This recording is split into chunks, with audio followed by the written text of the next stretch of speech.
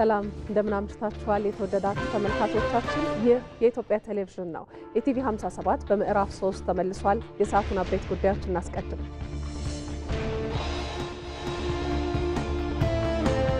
ኢትዮጵያ በረጅም የሥርዓተ መንግስት ታሪኳ በተዛባ ትርክት ምክንያት ለድህነትና ኋላ ቀርነት ተዳርጋ መቆየቷ ተገለጸ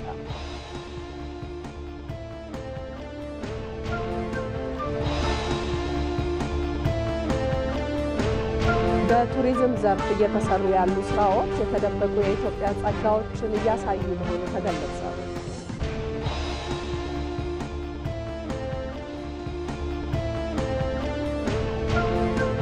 ኢትዮጵያ የአየር ንብረት ለውጥን ለመዋጋት በአረንጓዴ አሻራ የወሰደችው እርምጃ በዓለም አቀፍ ደረጃ እንደ ምሳሌ ሊወሰድ የሚገባው መሆኑን የተለያዩ ሀገራት የዘርፉ ተመራማሪዎች ገለጹ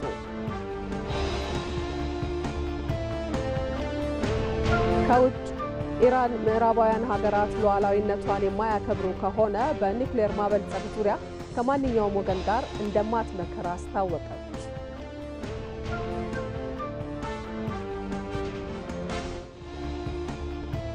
በስፖርት ዘገባችን የአውሮፓ ሀገራት የዓለም ዋንጫ ማጣሪያ ጨዋታዎች ዛሬም ቀጥለው ሲደረጉ ጀርመን ከስሎቫኪያ የሚያደርጉት ጨዋታ ይጠበቃል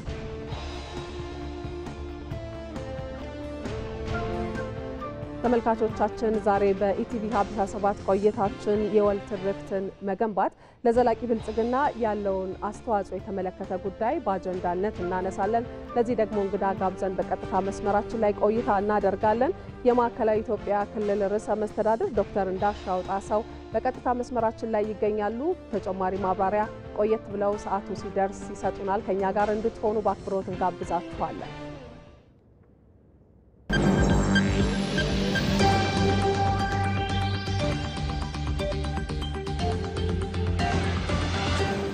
ኢትዮ መልህቅ የዓለም 12 በመቶ ንግድ 30 በመቶ የኮንቴነር ዝውውር በአመት 1 ትሪሊዮን ንግድ ስለሚቀላጠፍበት የቀይ ባህር ቀጠናን ይዳስሳል የዓለም ኃያላንና የመካከለኛ ደረጃ የኃይል ተሰላፊ ሀገራት የጦር ሰፈር በብዛት እየመሰረቱ ባሉበት የሽብር ቡድኖች ቀጠናውን ለመቆጣጠር በሚጣደፉበት መልክዓ ፖለቲካ ከዛሬ 3 አስርት ዓመት በፊት ኢትዮጵያ የባህር በርም ወደብም ነበራት ግዙፍ የባህር ኃይልና ከባህሩ ዳርቻ የድፍድፍ ነዳጅ አጣርታ ትጠቀምም ነበር የባህር ኃይልም የባህር ኃይል የሚባል ተቋምም በሀገሪቱ ቢሮክራሲ ውስጥ ይታወቅ ነበር ኢትዮ መልህቅ ሰኞ ምሽት 3 ሰዓት ላይ በኢትዮጵያ ቴሌቪዥንና በኢቢሲ.ስትሪም ላይ ጠብቁን ኢትዮ መልህቅ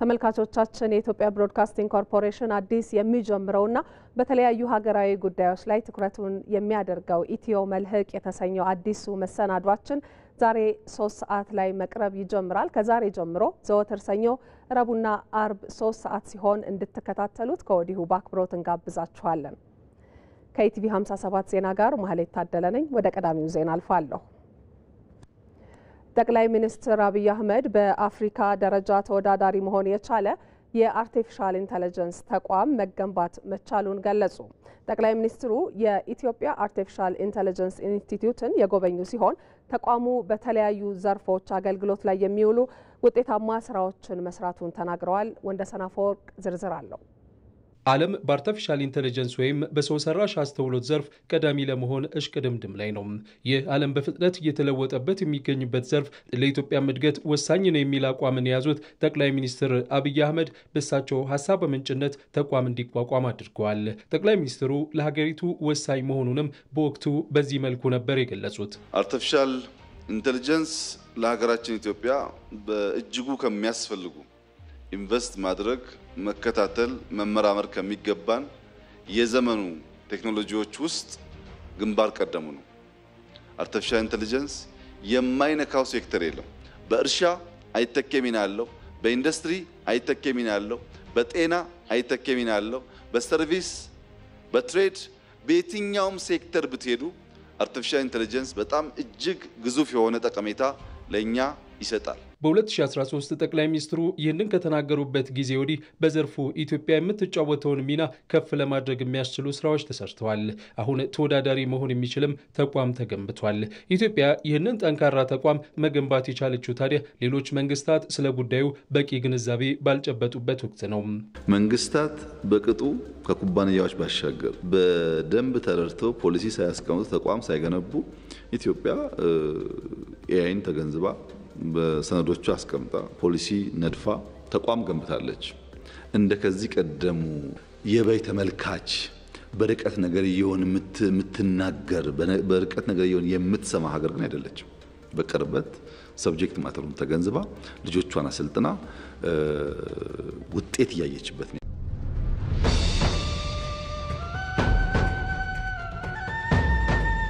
የኢትዮጵያ አርቲፊሻል ኢንተለጀንስ ኢንስቲትዩትን ተዘዋውሮ የጎበኙት ጠቅላይ ሚኒስትር አብይ አህመድ በዘርፉ የውድድር ሜዳ ላይ ተሳታፊ መሆን አለመቻል ወደ ኋላ መቅረትን እንደሚያመጣም ጠቁመዋል። አርቲፊሻል ኢንተለጀንስ የሰው ልጅ የሚያስብበትን መንገድ ኢማጂን የሚያደርግበትን መንገድ ፖሲቢሊቲን የሚያይበትን መንገድ እየቀረጸ መጥቷል። ብንፈልግም ባንፈልግም በዚህ ሬስ ውስጥ ራሳችንን ማስገባት ካልቻል ደረጃው የትም ቦታ ይሁን እንደ ሀገር እንደ ከዚህ ቀደሙ ትላልቅ ሬቮሉሽኖች ወደ ኋላ እንቀራለን። የግብርና ሬቮሉሽን 1 2 3 እያለ መጥቷል። እኛ እዛ ውስጥ አልነበርንም። በሬና ሰውን ማላቀቅ ሳትችል የኖረችበት ዋናው ምክንያት አዲስ ዕውቀት፣ አዲስ ልምምድ፣ አዲስ ፈጠራ ሲፈጠር ያንን ነገር ለማወቅ እና ለመከተል የነበረው ጉጉት፣ ዝግጁነት እና እሳቤ አናሳ ስለነበረ ጥሩ ተከታይ ለመሆንም አልቻለም። ለመተካከል ሳይሆን ጥሩ ተከታይ ለመሆንም በእጅጉ የቀረን ነበር። አሁን ተቀይሯል ሁኔታው። በኢትዮጵያ የተገነባው የአርቲፊሻል ኢንተለጀንስ ተቋም ለሌሎች አርአያ መሆን የሚችል ደረጃ ላይ መድረሱን የተናገሩት ጠቅላይ ሚኒስትሩ በተለያዩ ዘርፎች የሚታዩ ውጤቶችን ማስመዝገቡንም ተናግረዋል። በአፍሪካ ደረጃ ሊወዳደር የሚያስችል አሰራር ዘይቤን የሚከተል ተቋም ነው። በጣም በርካታ ፕሮዳክቶች አውጥቷል። በሄልዝ ሴክተር የጡት ካንሰር ልየታ ላይ በጣም ትልቅ ውጤት አምጥተዋል። ከሕክምናው ውጪ ግብርና ላይ ፕሮዳክቲቪቲን ለማሳደግ የሚያስችሉ በርካታ የልየታ አቅሞች በፕሮዳክት ደረጃ ገንብተዋል። በሰርቪስ ከወሰድክ የህዝባችን በከፍተኛ ደረጃ ከሚያማረረው ኮምፕሌን ከሚያደርግበት ኤሪያ አንዱ ሰርቪስ ነው። ሰርቪስ ውስጥ ደግሞ የጊዜ ብቻ ሳይሆን የገንዘብ አሻጥሮችም ስላሉበት እና መሶብ የሚባለውን ከመቶ በላይ ሰርቪሶች ቨርቹዋሊ የሚሰጠውን ሲስተም የሰራው ኤአይ ነው። ብዙ ሚሊዮን ዶላር አትርፎልናል። ሲስተሙን በእኛ ልጆች የተገነባ ነው። ከሰርቪስ ውጭ ወደ ፋይናንሻል ኢንዱስትሪ ቢገባ ሚኒስትሩ ፋይናንስ ከዚህ ቀደም በብዙ ሚሊዮን ዶላር የገዛነውን ኤፍኤምኤስ ሪፕሌስ እያደረገ ነው። በከስተም በሬቨኒው ኦቶሪቲ ብንወስድ ከፖርት ጀምሮ ያሉ ሎጂስቲክሶችን ትራክ ለማድረግ የሚያስችል ሲስተሞች ሰርተዋል። የኢትዮጵያ አርቲፊሻል ኢንተለጀንስ ኢንስቲትዩት ወጣቱ ላይ እየሰራ ያለው ስራ የሚበረታታ መሆኑን የገለጹት ጠቅላይ ሚኒስትሩ የመጣው ተጨባጭ ውጤት መንግስት ትውልድ ላይ መስራት እንዳለበት የሚያመላክት ነው ብለውታል። ከዚሁ ጋር በተገናኘ የኢትዮጵያ አርቲፊሻል ኢንተለጀንስ ኢንስቲትዩት ባለፉት 5 ዓመታት ኢትዮጵያ በዓለም አቀፍ የቴክኖሎጂ ውድድር በንቃት እንድትሳተፍ አድርጓታል ሲሉ የኢንስቲትዩቱ ዋና ዳይሬክተር ዶክተር ወርቁ ጋቸና ተናገሩ። ኢንስቲትዩቱ በጤና በግብርናና በአገልግሎት ዘርፎች ከፍተኛ አስተዋጽኦ እያበረከተ ነውም ብለዋል። ይህ ሴክተር እንግዲህ ሁሉንም ሴክተር ነው የሚነካ። አርቲፊሻል ኢንተለጀንስ በሁሉም ቦታ ላይ ገብቶ ሁሉንም ስራ እንዲያቀላጥፍ ነው የሚያስደርገው። በተለይ እንግዲህ የአገልግሎት ዘርፉ ላይ ገብቶ ብዙ ስራዎችን እየቀነሰ ነው። በግብርና ዘርፍ በጤና ዘርፍ እየገባ ነው ያለው። ይሄ እንግዲህ አርቲፊሻል ኢንተለጀንስ ደግሞ የሚያስፈልገው ዳታ ነው። ዳታ እንግዲህ ዓለም የወደፊቱ ነዳጅ እንደ ነዳጅ ውድ የሆነ ሀብት ነው ብሎ ነው እየተጠቀሙ ያሉት። ይህንን እንደ ነዳጅ ዓለም ሀብት ነው ብሎ የሚያስቀምጠውን እኛም ደግሞ በየተቋሙ በየመንግስት መስሪያ ቤቱ በየግሉ ዳታቸው እንዲያስቀምጡ ዳታን በትክክል አስቀምጠው ለትውልድ እንዲያስተላልፉ ዳታ ለችግር ፈቺ እንዲሆን ከማድረግ አንጻር ብዙ ትምህርት እንሰጣለን። በዛም ደግሞ ክላውድ ዳታ ሴንተርም ለመንግስት ተቋማትና ለግል ተቋማት እየሰጠን ነው ያለነው አገልግሎት እየሰጠን ነው። በተለይም በክላውድ ኮምፒውቲንግ፣ ትላልቅ የመረጃ ቋቶች፣ የመረጃ ፍለጋ፣ ሮቦቲክስ እና ኢመርሲቭ ቴክኖሎጂዎች አቅሙን በማጎልበት ላይ ይገኛል ያሉት ዳይሬክተሩ የድምጽ ቅጂዎችን ወደ ጽሁፍ በመቀየር ለአገልግሎት አሰጣጡ ምቹ መደላደል ተፈጥሯል ነው ያሉት። በተለይ የትራንስክሪፕሽን የሚባለው በየፍርድ ቤቱ ሰው የድምጽ ቅጂ ወደ ጽሁፍ አልተቀየረም በሚል ብዙ የህብረተሰባችን ክፍል እየተንገላታ ነው የነበረው።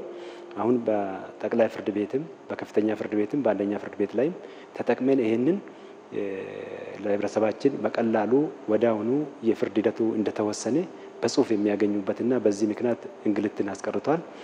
በተለይ ደግሞ እንግዲህ አንዱ ቋንቋ ለምሳሌ አንተ ሶማሊኛ ብችል እኔ አማርኛ ብችል በቀላሉ መግባባት ይቻላል ማለት ነው። አንደኛው አፕሊኬሽን ብቻ በመጠቀም አንተም ሶማሊኛ ብትናገር ወይም ደግሞ አማርኛ ወይም ኦሮምኛ ብትናገር የላንጉዌጅ ልዩነት የቋንቋ ልዩነቱን አሰፋም ማለት ነው። ቴክኖሎጂ ይሄንን ቀለል እያደረገ ነው ያለነው። እዚህ ላይም እየሰራን ነው ያለነው።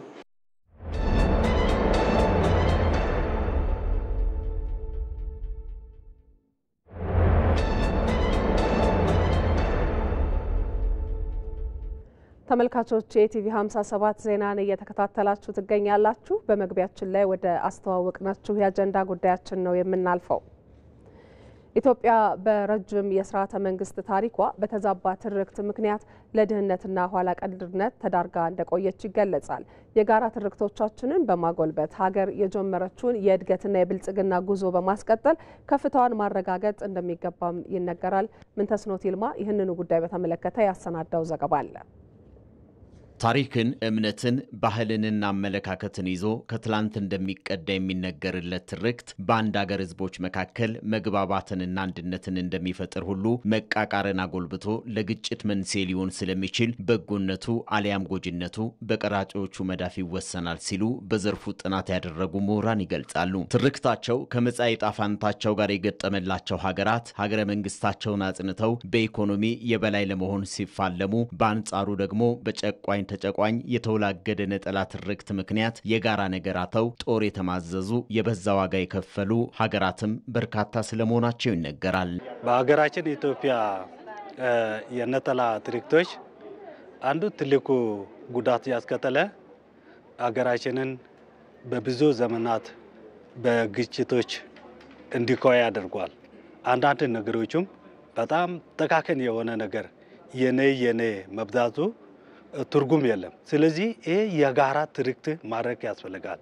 ያለፈውን የምናይበት መነጽር በመዛነፉ የተነሳ ስለ ትላንት የሚነግረን ትርክት የተለያዩ የኢትዮጵያ ማህበረሰቦች በጋራ ሆነው የሰሯቸው የወል ሆነው ያስተሳሰሩን የጋራ ታሪኮች እያሉን እንደሌሉን እንድንሆን አድርጉን ቆይቷል። ጥናቶች እንደሚያመላክቱት እንደ ኢትዮጵያ ሁሉ ሌሎች ሀገራትም በትላንት ጉዳይ የነበራቸውን አለመግባባት ለመፍታት ለነገ የሚሆን የጋራ ማንነት ለመገንባት አብሮ የመኖሪያ ምክንያትን ለማግኘት የወል ትርክትን ገንብተው መሻገር እንደቻሉ የቻይና የታድሶ ትርክት፣ የካናዳ ታላቅ ሀገር የመሆን ትርክት ያለፈውን ቁስል ሽረው የነገን ህልም ሰንቀው የዛሬን ችግር እንዲቋቋሙ እንደረዳቸው ይነገራል። ያለ ትርክት የተገነባ ሀገርም በዓለም ላይ የለም። የሚፈርሰውም በትርክት ነው፣ የሚገነባውም በትርክት። አሜሪካን የገነባት ትርክት ነው፣ ቻይናን የገነባት ትርክት ነው። አንዱ የትርክት ለውጥ ያመጣው ራሱ የህዳሴ ግድብ ነው። ሁለተኛ ለምሳሌ ከገበታ ለሸገር ጀምሮ እስከ በገበታ ለትውልድ የተከደባቸውን ፕሮጀክቶች ብንመለከት የተሰራው ለአማራ ክልል ነው፣ ግን መላ ኢትዮጵያውያን ነው ያዋጡት። የተሰራው ለኦሮሚያ ክልል ነው፣ ግን መላ ኢትዮጵያውያን ነው ያዋጡት። የተሰራው ለደቡብ ኢትዮጵያ ክልል ነው፣ ግን መላ ኢትዮጵያውያን ናቸው ያዋጡት። ይሄ የሚያሳየው ምንድነው? በጋራ ሆነን በመስራት የህዝብ ትስስርን የጋራ ማንነትን ለማምጣት የተሰሩ ተግባራዊ ስራዎች ናቸው። ከአክሱም እስከ ወለጋ ከምዕራብ ጠረፍ እስከ ምስራቅ ኢትዮጵያ ያሉ ስልጣኔዎች ጥንታዊና ታሪካዊ መልኳ መሆኑን የሚቀበል ብዝሃ ማንነት ያላቸው ልጆቿ በህብረ ብሔራዊ አንድነት የቆሙበት የወል የታሪክ ከፍታን ተቀብሎ በታላቁ የህዳሴ ግድብ የደገመው የትውልድ ከድህነትና ተረጅነት የተላቀቀች ሀገርን በመገንባት የአባቶቹን የጦር ጀግንነት በልማት ለመድገም የሚያደርገው ትግል የጋራ ትርክት ጉልበት አንዱ ማሳያ እንደሆነ ይነገራል። ከብሔርተኝነት አተር ወተን ከመንደርተኝነት አተር ወተን ከተካከል ነገሮችም ከመንከራከር ወተን የጋራ ግንባታ ካረግነን እንደ ሀገር አንድ ኢትዮጵያውያን ነን። አንድ ኢትዮጵያውያን እኩል ነን። ኢትዮጵያ ለኛ ይበቃል።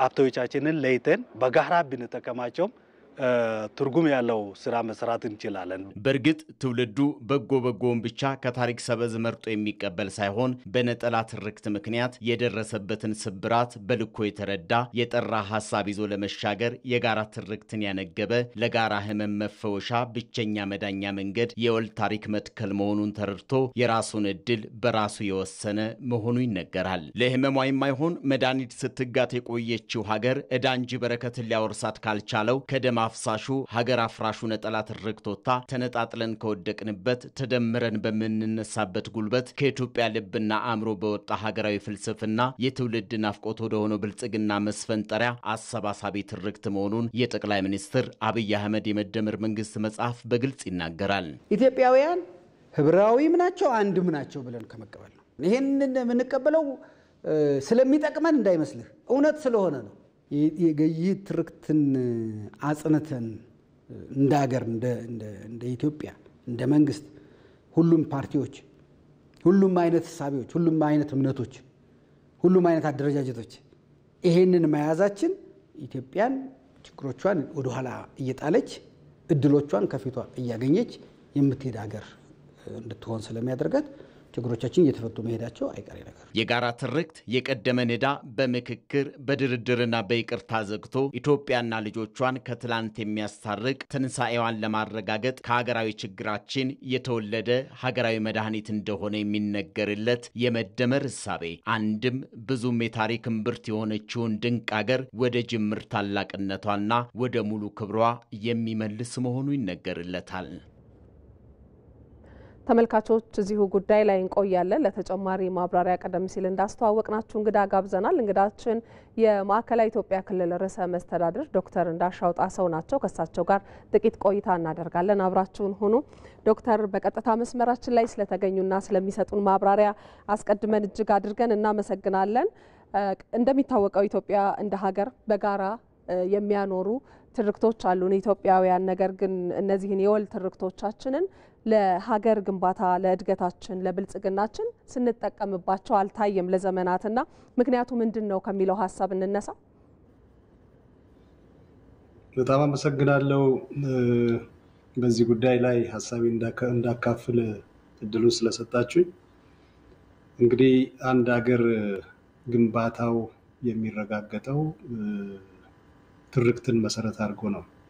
ዛሬ ትልልቅ ቦታ ደረሱ የምንላቸው ሀገሮች የምዕራባውያንም ምስራቃውያንም የአውሮፓ ሀገሮችንም ስንመለከት በጊዜው የፈጠሯቸው ትልልቅ ትርክቶች ነበሩ። እነዚህ ትርክቶች መሰረት የሚያደርጉት ህዝቡን በማሰባሰብ እውቀትን በማሰባሰብ ያላቸውን እሴቶች በማሰባሰብ ላይ ያተኮሩ ስለነበሩ እድገቶቻቸውን በማፋጠን ላይ እጅግ በጣም ትልቅ አስተዋጽኦ ነበራቸው። ኢትዮጵያ ዘመናዊ አስተዳደር መከተል ከጀመረች ጀምሮ ያሳለፋቸውን ስርዓቶች ትንሽ ብናነሳ ጉዳዩን ለመረዳት እጅግ በጣም ያገለግለናል። በንጉሱ ጊዜ የምንከተለው የነበረው ስርዓት የፊውዳሊዝም ስርዓት ነው። በፊውዳሊዝም ስርዓት ሁለት ተቃርኖ ያላቸው መደቦች ነበሩ። አንዱ የፊውዳል መደብ ነው፣ ሁለተኛው ደግሞ የጭሰኛው መደብ ነው። እነዚህ ጊዜ የነበረው የሚጻፈው ነገር የሚነገረው ነገር የሚተረከው ትረካ የጭሰኛውን ጉዳይ የሚያጎላ እና የሚያነሳ ሳይሆን አብዛኛውን የፊውዳሉን የነገስታቱን ታሪክ የሚተርክ ስለሆነ በወቅቱ የጋራ ትርክት ኖሯቸው ሀገርን ለመመስረት ሀገርን ለማቃናት ስለ ሀገር በጋራ ለመሰለፍ የሚያስችሉ ጉዳዮች ላይ እጅግ በጣም ችግር አጋጥሞ ቆይቷል። ከንጉሱ በኋላ የመጣው መንግስት የደርግ መንግስት ነው። የደርግ መንግስትን ስንመለከት ይከተለው የነበረው አይዲዮሎጂ ወይም ሪዮት የሶሻሊዝም ሪዮት ነው። በሶሻሊዝም ሪዮት ውስጥ ፓርቲ አለ፣ ፓርቲ ተብሎ የሚመሰረት ፓርቲ አለ። በፓርቲው ደግሞ የሚያሰባስቡ ለምሳሌ በኢትዮጵያ ኮንቴክስት ብንመለከት 76ን ተከትሎ ወደ 77 ኢሰፓ የሚባል ፓርቲ የኢትዮጵያ ሰራተኞች ፓርቲ የሚባል ተቋቁሟል። እሱ የቆመለት ወይም የሚያሰባስበው ላባደሩና ወዛደሩን መሰረት አድርጎ ነው። ግን እነዚህ ሁለት አካላት ሳይገናኙ ነው ስርዓቱም ያለቀው። አብዛኛው ነገር ይጻፍ የነበረው ይተረክ የነበረው ጎልቶ ይወጣ የነበረው ያስተዳድረው የነበረው የፓርቲው ነው እንጂ እመራዋለሁ ብሎ የሚያስበውን የወዛደሩን ወይም የላባደሩን አልነበረምና የጋራ ትርክት መፍጠር በጣም አደገኛ ሆኖ ቆይቷል። ይሄ ሲባል ህዝቦች ለዘመናት በቆዩበት ጊዜ የጋራ ትርክት አልነበራቸውም ማለት አይደለም። የጋራ ትርክት ነበራቸው። በጋራ ትርክቶቻቸው ያሸነፉት ድል ያደረጓቸው የተለያዩ ጉዳዮች እንደነበሩ ታሪክ ያወሳል፣ ይናገራል። ነገር ግን እነዚህ ተለዋዋጭ ጉዳዮች በሀገራዊ ግንባታ ላይ ትርክትን በመጠቀም ለመሄድ እጅግ በጣም አስቸጋሪ ሆነዋል። በኢህአዴግ ጊዜም ብንመለከት ከሪዮት የሚመነጭ ትርክት ነበረ። የአብዮታዊ ዲሞክራሲ ነበረ። ሪዮቱ ይሄን ያመለክታል። ከዚህ ተነስተን የነበረው ትርክት ስናይ ከአብዮታዊ ዲሞክራሲ የሚመነጭ እንጂ የሚያሰባስብ አንድ የሚያደርግ ለጋራ ጉዳይ ሰዎች እንዲመክሩ የሚያደርግ ሳይሆን አብዛኛው ጉዳይ እንዲያውም ከዛ አምልጦ ወጥቶ አካባቢያዊነትን በጣም ያጠናከረና ኢትዮጵያዊነት የሚባለው ጉዳይ በሚዛኑ እንዳይነሳ ያደረገ ጉዳይ ስለነበረ የጋራ ትርክት የሚባለው ጉዳይ እየተዳከመ የመጣበት ሁኔታ እናያለን። ከዚሁ ጋር አያይዘን እንድናነሳ የፈለኩት አንድ ጉዳይ እርስዎ እንዳሉት ነው። ኢትዮጵያውያን በጋራ ሆነው ያሳኳቸው በርካታ ነገሮች አሉ በታሪካቸው። አሁን ላይ ደግሞ ስንመጣ ከፋፋይ የሆኑትን ለይተን ማረምና የወል ትርክቶችን ማጉላት ያስፈልጋል። ከዚህ አኳያ ይህንን እያደረጉ ደግሞ የጋራ ትርክትን ለዘላቂ እድገት እንዴት ልንጠቀምበት ይገባል የሚለውን ሀሳብ እንድናነሳው ብዬ ነው። አመሰግናለሁ። እንግዲህ ያው የብልጽግና ዘመን መሰረት አድርገን ስንመለከት ብልጽግና ዘመን አይኔክ የሚመስሉ ትልልቅ አጀንዳዎች የተነኩበት ነው። በሌላ በኩል የተቃርኖ ትርክት መፍቻ የሆነ የመደመር አስተሳሰብ በፍልስፍና የመጣበት ዘመን ነው። የመደመር አስተሳሰብ በመሰረቱ በርካታ ጉዳዮችን በውስጡ ይደምራል። ለምሳሌ የምንደምረው ሰብአዊ አቅማችን እንደምራለን፣ ባህላዊ አቅማችን፣ ቁሳዊ አቅሞቻችን እንደምራለን እና ይሄ ለነበረው ተበታትኖ ለነበረው ትርክት እንደ መድኃኒት ተደርጎ የሚወሰድ ጉዳይ ነው። ኢትዮጵያ በተለያየ ጊዜ የሰራቻቸው ትልልቅ ታሪኮች ቢኖሩም ማህበረሰቡን በመደመር ሳይሆን ነጠላ ትርክቶችን ይሄ ገዢ ትርክት የምንለው ወይም ግራንድ ናሬሽን የምንለው ለሱ የሰጠነው ጊዜ እጅግ በጣም አነስተኛ ነው።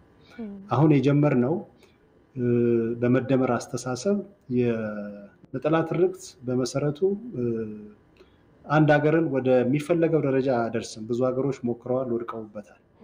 ግን ብዙ ሀገሮች የጋራ ትርክታቸውን መሰረት አድርገው ሲንቀሳቀሱ ለእድገታቸው ጠቅሟቸዋልና መንግስታችንም በብልጽግና ዘመን የመደመር አስተሳሰብና ፍልስፍናን በመከተል ይሄንን ይዞ በውስጡ የተለያዩ ወይም ወደ አንድነት ያልመጡ ትርክቶችን በማረም በማስተካከል ከኋላ ደግሞ ብዙ የተቋሰልባቸው ብዙ ያልተግባባንባቸው ጉዳዮች ነበሩ።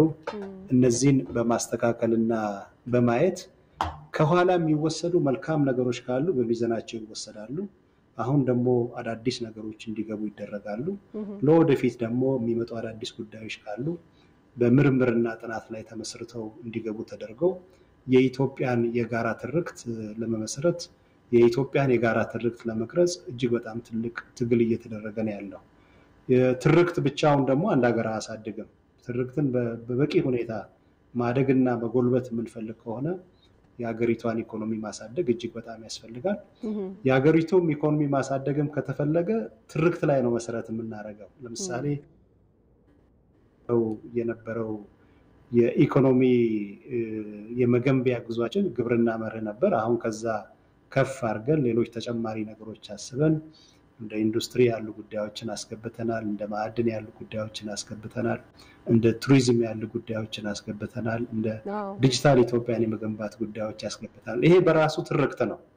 ሰው እነዚህን ነገሮች የጋራ በማድረግ ከዚህ በፊት የነበሩ ነገሮችን በማረም ኢትዮጵያ ላይ ያለው ነጠላ ትርክቶች የሚሰባሰቡበት ወደ ጋራ የሚያመጡን ጉዳዮች በጋራ በመምከር በተለይም አሁን ሀገራዊ ምክክር ኮሚሽኑ የጀመራቸው ስራዎች ተጠናክረው ወደ መጨረሻ ደረጃ ሲደርሱ በኢትዮጵያ ውስጥ ሁሉም ዜጋ የሚያወራባቸው፣ ሁሉም ዜጋ የሚነጋገርባቸው ምስራቁም፣ ምዕራቡም፣ ደቡቡም፣ ሰሜኑም ሴንተሩም ሊያወራባቸው የሚችሉ አጀንዳዎች ይወጣሉ ብዬ አስባለሁ። መልካም። እነዚህ የጋራ አጀንዳዎቻችን ይሆናሉ። ለወደፊት ለአጠቃላይ ለሀገሪቷ ግንባታ እንደ ግብአት አድርገን እንጠቀማለን የሚል ሀሳብ አለኝ። እጅግ በጣም ነው የምናመሰግነው ዶክተር እንዳሻው ጣሰው የማዕከላዊ ኢትዮጵያ ክልል ርዕሰ መስተዳድር በቀጥታ መስመር ስለተገኙ ስለሰጡን ሰፋ ያለ ማብራሪያ መልካም ምሽት ይሁንልዎ። እኔም አመሰግናለሁ።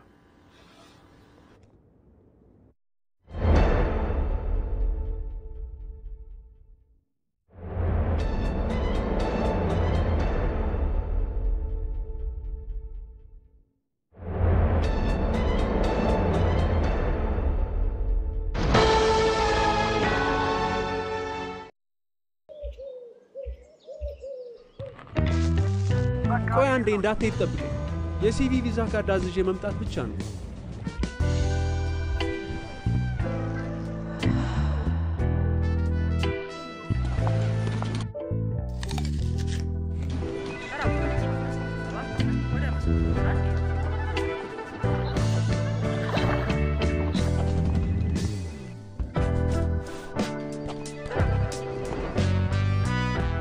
ባንኮ በመዳፎ በያዙት ስልኮ ቤቶ ድረስ ከተፍ ይላል። ሰላም ጤና ይስጥልኝ። በማንኛውም ሰዓት በተመቸው ቀን ባሉበት ሆነው የኢትዮጵያ ንግድ ባንክን ቪዛ ካርዶን በስልኮ ማዘዝ ይችላሉ። የሲቢ ሞባይል ባንኪንግ መተግበሪያውን ይክፈቱ። ባንኪንግ የሚለውን ይክፈቱ። ቪዛ ካርድ ሰርቪስ የሚለውን ይምረጡ። ይፈልጉ ምትክ ወይም አዲስ መጠየቅ። የካርዶን አይነትና የሚወስዱበትን ቅርንጫፍ መርጠው ያረጋግጡ። ባንክ የሚመጡት ካርዶን ለመውሰድ ብቻ ነው። አሁኑኑ ያመልክቱ። በፍጥነት ካርዶን ይውሰዱ። የኢትዮጵያ ንግድ ባንክ ሁሌም የሚተማመኑበት ባንክ።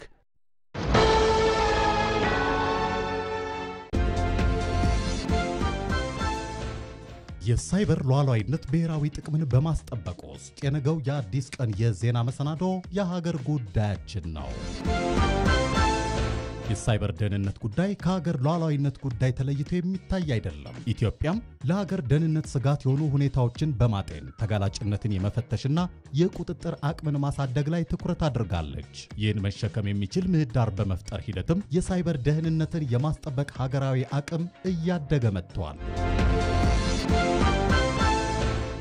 ኢቲቪ በነገው የአዲስ ቀን መሰናዶ የሀገሪቱን የሳይበር ደህንነትና ሉዓላዊነት በማረጋገጥ ረገድ ያሉ ለውጦችና የተገነባው አቅም ምን ይመስላል የሚለውን እያነሳ ቆይታ ያደርጋል። ከ1 ሰዓት እስከ 3 ሰዓት በሚኖረው ቆይታም እንግዶችን በዚህ ጉዳይ ላይ ጋብዘን ተጨማሪ ዘገባዎችን ይዘን እንጠብቃችኋለን።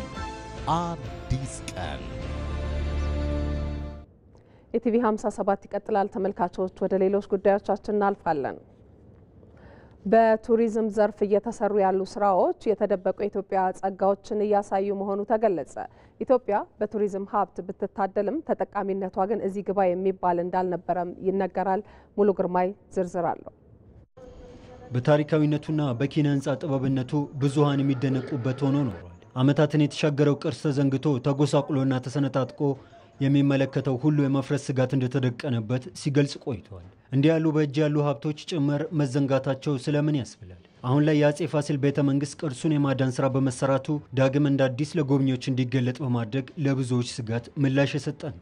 ከ30 ዓመት በፊት ጀምሮ አውቀዋለሁ ይሄንን ቦታ ተጠገነ የሚለው ስም ያንስበታል። ዳግም ተወለደ ቢባል ተገቢ ይሆናል። በእርግጥ በመደመር መንግስት መጽሐፍ እንደተከተበው እንዲህ ያሉ ቅርሶችን እምቅ የጎብኚዎች መሰባቀም የሆኑትን እንደ ተራ ነገር አቧራ ለብሶ የተደበቁትን እንቁዎችን አቧራ አራግፎ ውበትን ገልጦ ማሳየት እየተሰራባቸው ካሉ ስራዎች ማሳያ የሚሆን ጭምር ነው። ልክ እንደ አጼ ፋሲል ቤተ መንግስት ሁሉ ትኩረት ተነፍጓቸው ከሰዎች አይን ጭምር ርቀው የተሸሸጉ የኢትዮጵያ የቱሪዝም ሀብቶች ተገልጠው ሲታዩ ከቁጭት ያለፈ ተስፋን የሰነቁ ሀቆች በአደባባይ ታይተዋል። ኢትዮጵያን ህብረ ቀለም ያላበሷት ታሪካዊ ባህላዊና ተፈጥሯዊ ሀብቶቿ የቱሪዝም ሙዚየም ቢያስብላትም የሚያንሳት አይደለም። ምድረ ቀደምት ያሰኟት ከከፍታዋ ዳሽን እስከ ዝቅታዋ ስፍራዋ ዳሎል በጉያው የያዘቻቸው የቱሪዝም መስህብ ስፍራዎች ቁጥር ስፍር የላቸውም። በዓለም ረጅሙ ወንዝ አባይ መገኛ ናት። የሰው ዘር መገኛ ያስባሏት እንደ ሉሲ ያሉ ቅርሶች የተገኙበት ታላቁ የምስራቅ አፍሪካ ስምጥ ሸለቆም አቋርጧት ይዘረጋል። ከሀገሪቱ ጥንታዊነት የሚመነጩ ድንቅ ቅርሶችና ጥንታዊ አምልኮ ቦታዎችና አብያተ መንግስታት የቱሪዝም ሀብቶች ናቸው። ጥንታዊ ከተሞች ታሪካዊ የጽሑፍ ቅርሶች ባለቤት ጭምር ናት። ለብዙ ዘመናት በባህላዊና ሃይማኖታዊ በሆነ መልኩ ሲከወን የኖሩ የጎብኚዎችን ትኩረት የሚስቡ ትዕይንቶች ህብራዊነቷን ያሳያሉ። የህዝቦችን ትስስር የሚያሳድጉ ባህልና ቅርስን ለመጠበቅ የሚረዱ ሁነቶችም ተጠቃሽ ናቸው። ዩኔስኮ ድንቅነታቸውን የመሰከረላቸውን የኢትዮጵያ ቅርሶች በመመዝገብ ሀገሪቱን ከአፍሪካ ሀገራት ከፊተኞቹ አድርጓታል። እንደ ሀገር ሌሎች ብዙ ሀገራት ሰብሰብ ብለው ተደምረው ሊኖራቸው የሚችላቸው ሀብት ኢትዮጵያ ብቻዋን ያዘችው። በቀላሉ በቁጥር ለመዘርዘር የሚታክቱ የቱሪዝም ሀብቶች መገኛ ነች ኢትዮጵያ። ስለምን ከዘርፉ መጠቀም ተሳናት የሚለው የብዙሃን ጥያቄ ሆኖ የዘለቀ ለዘመናትም ምላሽ ያላገኘ ሆኖ ኖሯል። የኢትዮጵያ ቱሪዝም ዘርፍ ካለው አጠቃላይ ሀገራዊ ኢኮኖሚ ከ0.5 በመቶ ያልዘለለ ሆኖ ቆይቷል። ኢትዮጵያ ከአፍሪካ ሀገራት ቅርሶቿን በዩኔስኮ በማስመዝገብ ከቀዳሚዎቹ ተርታ ብትሆንም ከዘርፉ በመጠቀም ግን ከአብዛኞቹ አናሳ የቱሪዝም ጸጋ ከያዙ ሀገራት ጭምር ወደ ኋላ መቅረቷም በተቃርኖ እንድትቆም አድርጓታል። ለምንድነው ኢትዮጵያ በጣም ይህ ሁሉ የተፈጥሮ ሀብት እያለ ታሪክ እያለ ዳይቨርስ የሆነ ባህል እያለ ለምንድነው ቱሪስቶች መጥተው ኢትዮጵያን የማይጎበኙት የሚል ሰፊ ጥያቄ ይነሳል።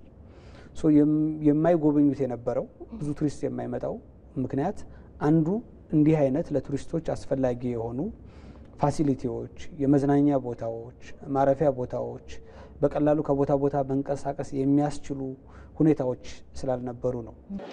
በዓለም በቱሪዝም ዘርፍ አንቱታን ያተረፉት እንደ ፈረንሳይ ያሉ ሀገራት ዘርፉን እንደ አይን ብሌናቸው ይጠብቁታል። በካምፓስ ፍራንስ ድረገጽ በተገኘው መረጃም 100 ሚሊዮን ዓለም አቀፍ ጎብኚዎች በፈረንጆቹ 2024 የሳበችው ፈረንሳይ 71 ቢሊዮን ዩሮ በማስገባትም ለኢኮኖሚዋ ጀርባ አጥንት ሆኖ ያገለግላል። በጠቅላላውም የሀገር ውስጥ ጎብኚዎችን ሲጨምር 266 ቢሊዮን ዩሮ ለሀገሪቱ ኢኮኖሚ ያበረክታል። ይህም በሀገራዊ ጠቅላላ ምርቷ 10 በመቶ ገደማውን ይጠቀልላል። አሳዛኙ እውነታ ግን በፈረንጆቹ 2024 ፈረንሳይን የጎበኟት 100 ሚሊዮን ዓለም አቀፍ ጎብኚዎች ሲሆኑ በአንጻሩ የጠቅላላው የአፍሪካ ሀገራት ድምር 74 ሚሊዮን መሆኑም በፋርዘር አፍሪካ ድረገጽ ላይ ሰፍሮ ይገኛል። አሁን ላይ በዘርፉ ያሉ ትብታቦችን በመበጣጠስ ሀብቶችን ገልጦ ለጎብኚዎች ምቹ የማድረግ የኢትዮጵያ አካሄድ ዘርፉን ለሀገሪቱ የኢኮኖሚ ምሰሶ ውስጥ አንዱ እንዲሆንም ያለመ ነው። የኢትዮጵያን የቱሪዝም አቅም በመገንዘብ ከአምስቱ የሀገሪቱ ምሰሶዎች ውስጥ አንዱ የተደረገው ቱሪዝም ለኢትዮጵያ ተጨማሪ አቅም እንደሚፈጥርላት የተጀመሩ ስራዎች ማሳያ ናቸው።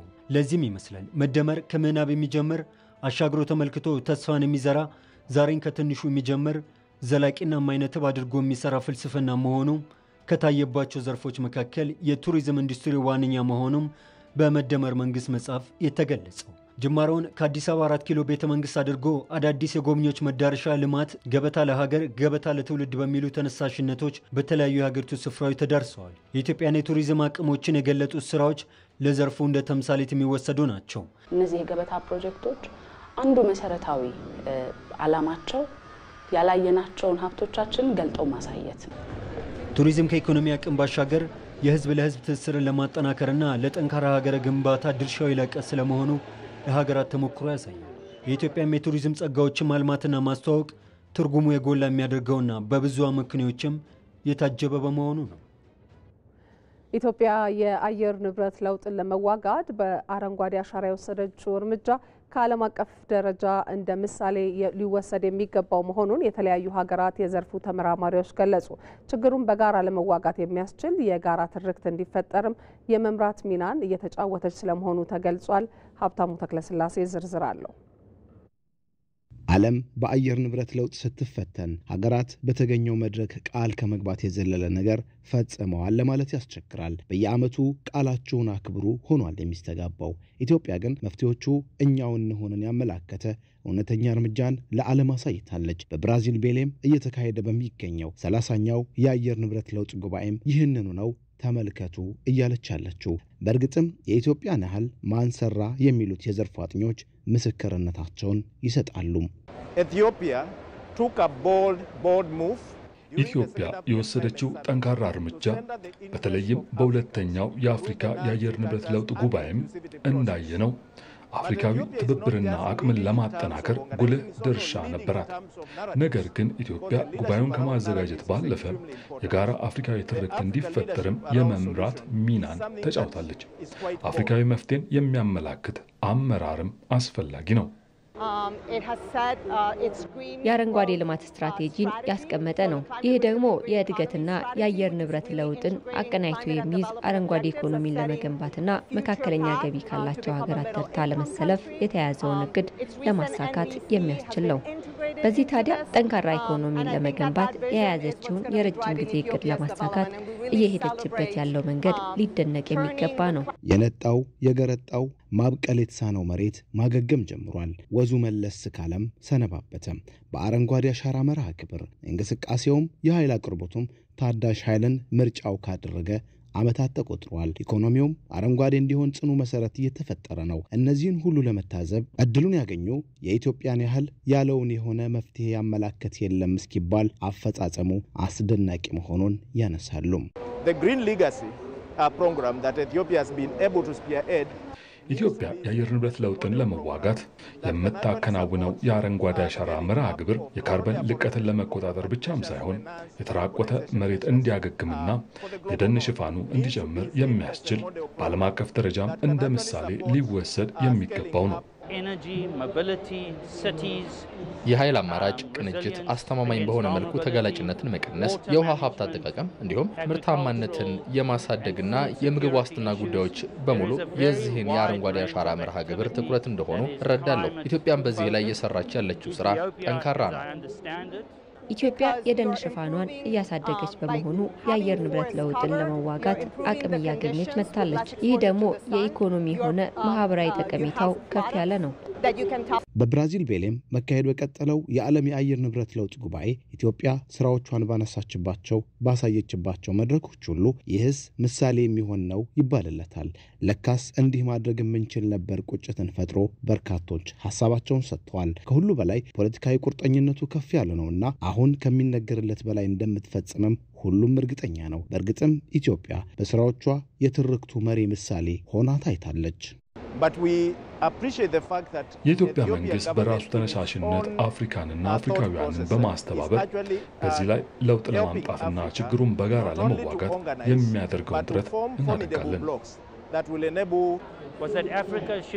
የአፍሪካ አህጉር ራሱን የአየር ንብረት ለውጥ ተጽዕኖ ተጎጂ ብቻ አድርጎ ከመመልከት ወጥቶም የመፍትሄ አካል መሆን አለበት። ኢትዮጵያ ደግሞ ይህን የመፍትሄ እሳቤ ከፍ አድርጋ ይዛ መጥታለች። ተጽዕኖውን ለመከላከል የተራቆተ መሬትን ማልበስ ትኩረት ሊሰጠው ይገባል። ኢትዮጵያ ደግሞ ይህን ስራ በከፍተኛ አጽንኦትና ስፋት እየሰራች ነው። በዚህ መጠን መስራት እንደሚያስፈልግ ጭምር ለዓለም እያሳየችበት ነው። ተጎጅነን ብሎ ከመቀመጥ መፍትሄውም እኛውንን ብሎ መጀመር ኢትዮጵያ ያሳየችው አቋም የጸናችበት መርህ ነው። ሀገራት በዚህ ትጋትና ቁርጠኝነት እንዲሰሩ ነው በቤሌሙ ጉባኤ በየመድረኩ የተጠየቀው። ለኢትዮጵያ ቴሌቪዥን ለተጠናቀረው ዘገባ ሀብታሙ ተክለስላሴ፣ ብራዚል ቤሌም። ወደ ውጭ አጭር ዘገባችን እናልፋለን። ኢራን ምዕራባውያን ሀገራት ሉዓላዊነቷን የማያከብሩ ከሆነ በኒውክሌር ማበልጸግ ዙሪያ ከማንኛውም ወገን ጋር እንደማትመክር አስታወቀች። የኢራን የውጭ ጉዳይ ሚኒስትር አባስ ካራቺ እስራኤልና አሜሪካ በሀገራቸው ላይ የአየር ጥቃት መፈጸማቸውን ከቀጠሉ ኢራን ራሷን ለመከላከል ዩራኒየም ማበልጸጓን ትቀጥላለችም ብለዋል። የኢራን ባለስልጣናት በቴህራን ባደረጉት ውይይት አሜሪካና አጋሮቿ ኢራን የጀመረችውን ኒውክሌር የማብላላት መርሃ ግብር እንድታቆም የኃይል ማስፈራሪያ እየተጠቀሙ ስለመሆኑ አስታውሰዋል። በዚህም ኢራን የኒውክሌር ኃይል የማብላላቷ ሂደት የህልውናና የሉዓላዊነት ጉዳይ መሆኑን አስምረውበታል። የአሜሪካው ፕሬዝዳንት ዶናልድ ትራምፕ ቴህራን ቀጠናውን የሚረብሸውን ይህን አካሄዷን ካላቆመች እርምጃው ተጠናክሮ ይቀጥላል ማለታቸው ተዘግቧል። የኢራን ባለስልጣናት ግን የሀገራቸውን ሉዓላዊነት ያላከበረ ንግግርና ድርድርን እንደማይቀበሉ ይፋ ማድረጋቸውን የአልጀዚራና ኤኤፍፒ ዘገባ ጠቁሟል።